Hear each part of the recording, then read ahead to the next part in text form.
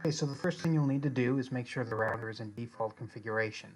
Otherwise, you won't be able to log into it if it already has an IP address assigned and you don't know what that IP address is. To do this, unplug the router, press and hold the reset button in the back, and then plug the router back in while holding that reset button. ETH4 light should start to blink, and then we'll go solid. Once it goes solid, you can release the reset button. Then you'll need to wait a minute or so for the router to reboot, and it'll then be in default configuration. The next thing you'll need to do is make sure that your computer has a static IP address assigned. So you can do that by going to your internet settings and assign a static IP address that way. You'll need to be on the 192.168.1 subnet. Just make sure you don't use 192.168.1.1 as that'll be the default router IP address. So once that's done, go to your browser, go to 192.168.1.1. First thing you'll do is say that the connection is not private. Just click Advanced and then proceed to 192.168.1.1. The default login is UBNT. The very first time you do this, you might have to accept some privacy agreement. There'll just be a little checkbox to agree to. Once you're logged in, the default dashboard will look something like this. You don't need to do anything here. First thing you'll do is come up to Wizards, which is up on the top right here. Click the Wizards tab, and on the left, there's three options. You're going to come to the last one. It's WAN plus 2 LAN 2. Click on that. Change the default internet port, which is set to ETH0.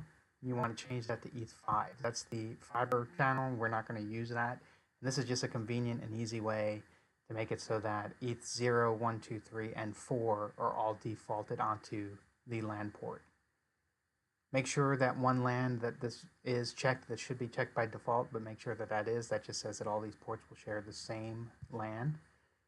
And then from this drop down here, you'll choose the IP address that you want this switch to have. So it needs to be obviously something that's not already been assigned, and it needs to stay on the 192.168.1 subnet. So you can assign something like 125, for example.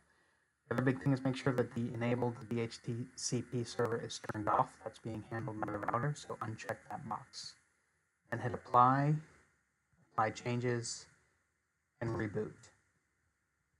It'll ask you to confirm, and then you'll need to wait. This will probably take at least a minute for it to fully reboot. In that process, you'll probably see a few times that the network will disappear. It'll change to identifying, and then may switch back and forth between those.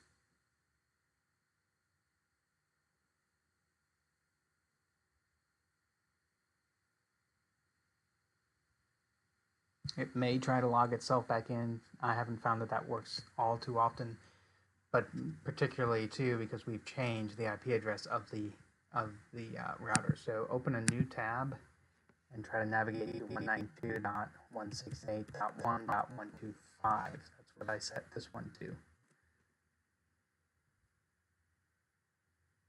So it's not connected yet. Give it another minute. And now here we are. So now we're back to the privacy screen. Hit advance.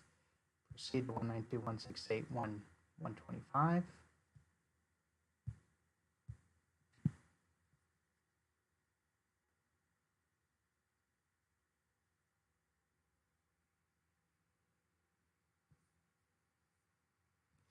Same login as before, UBNT.